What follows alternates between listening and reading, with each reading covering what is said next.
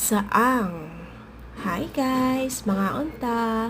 So, naami saang karon. Gikan pa ni siya og balyangaw guys. Galaway na lang hinuon ko.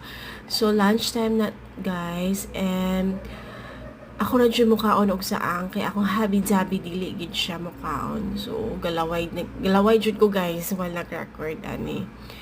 So, muna siya, gikuha na ako ang iyang unod dayon.